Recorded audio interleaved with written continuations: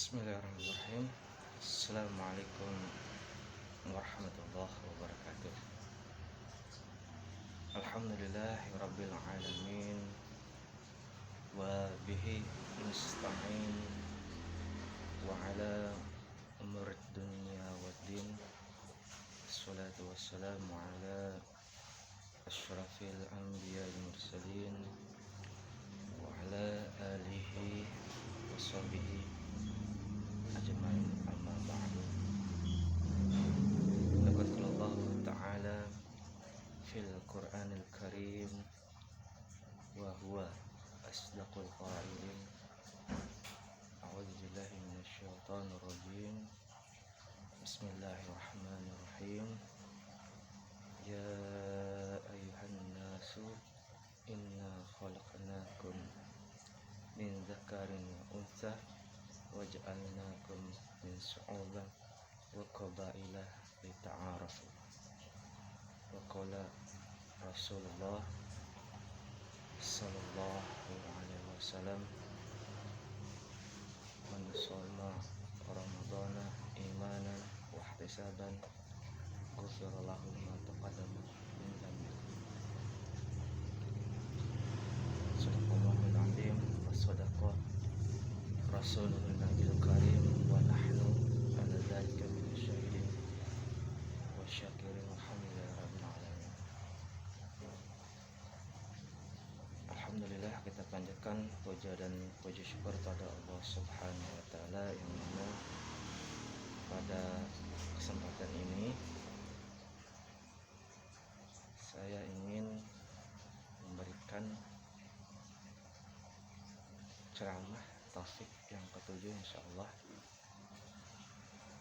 yang mana pada detik ini kita masih selalu diberikan cucuran rahmat dan hadiah serta nikmat dari Allah Subhanahu wa taala, yang diantaranya nikmat iman, nikmat Islam, dan nikmat sehat walafiat.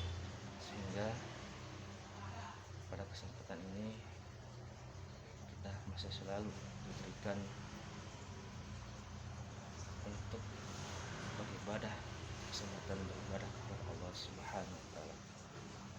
Yang kedua, salam marilah kita curahkan dan kita limpahkan ila habibina wa syafiina wa hadharina maulana Muhammad sallallahu alaihi wasallam, yang telah membawa umatnya dari zaman jahiliyah hingga zaman terang benderang seperti sekarang. Baik, video ini saya akan memberikan topik berjudul yaitu paralel dan keajaiban.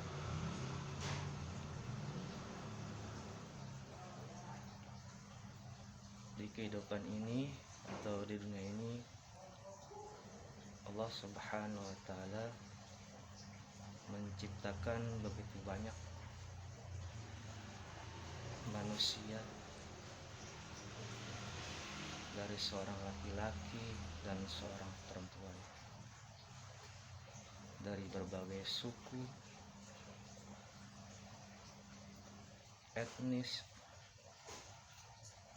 bangsa, yang mana setiap manusia tersebut saling melengkapi, saling mengasihi satu sama lain.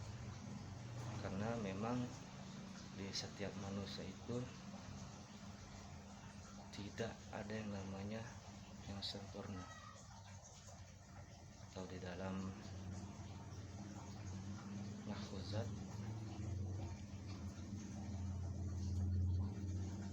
siapa yang mencari teman dan tidak mempunyai aib, maka dia tidak mempunyai teman. Maka dari itu, ruang lingkup di dalam kehidupan kita, dari kamar kita, rumah kita, sampai kita keluar rumah, bahkan sampai kita bersosialisasi, itu kita menemukan banyak sekali keragaman di antara jenis-jenis atau akhlak-akhlak manusia. Sebenarnya ya, paralel ya, itu mencerminkan diri kita juga. Misalnya kita keluar rumah, kita akan menemukan teman kita atau saudara kita. Kita tahu akhlak mereka, kita tahu sifat mereka. Oleh karena itu Allah Subhanahu wa Ta'ala menciptakan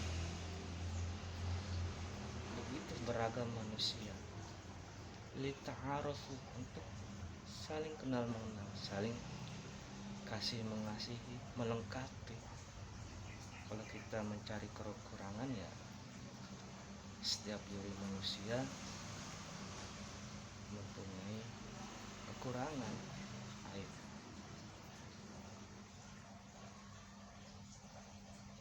Kemudian yang kedua adalah keajaiban, yaitu pertama adalah tentang masalah sujud. Di dalam penelitian, sujud itu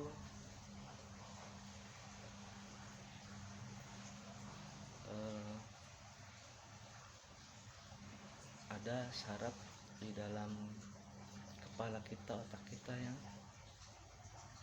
ketika sujud dia menjadi bereaksi. Bahkan penelitian di luar negeri, ketika sujud bisa menghilangkan sakit kepala. Ya, kalau kita orang Islam, ketika kita sujud melakukan syariat Islam, sholat lima waktu, insya Allah tidak ada yang namanya sakit kepala, pusing. Itu masalah sujud sholat. Kemudian puasa. Di dalam puasa juga terdapat banyak keajaiban. Di antaranya ada nama suatu reaksi di dalam tubuh manusia, yaitu ketika lapar. Ketika tubuh kita lapar, nanti tubuh kita bereaksi, itu memperbarui sel-sel di dalam tubuh kita. Jadi dia bereaksi ketika saat lapar, yaitu otomatis ya sedang puasa. Hadis Rasulullah SAW, sumu fatasihu, berpuasalah maka kamu akan sehat. Kemudian masalah rezeki, karena setiap rezeki itu memang sudah diatur oleh Allah Subhanahu wa Ta'ala. Bahkan Allah Subhanahu wa Ta'ala berfirman, "Warizqhu min haitsu la yahtasib." Allah Subhanahu wa Ta'ala memberikan rezeki dari yang tidak disangka. Tapi ada syaratnya, yaitu yang bertawakal kepada Allah. Makanya ada yang namanya zakat di dalam Islam. Zakat itu artinya pembersihan, karena di setiap manusia itu terdapat dosa, makanya ada nama zakat, membersihkan dari harta kita atau jiwa kita biar bersih. Kemudian haji itu menurut bahasa itu menuju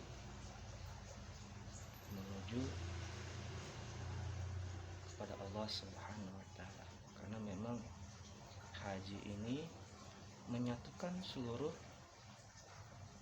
umat muslim di dunia, saling kenal mengenal. Ketika kita berhaji ke Mekah, maka kita akan mengenal begitu banyak orang di seluruh dunia, karena memang di setiap ibadah mempunyai maksud tertentu, mempunyai tujuan tertentu, ya, untuk kita sendiri, bukan untuk Allah Subhanahu wa taala. Kalau kita pikir selama ini kita ibadah untuk Allah, yaitu salah.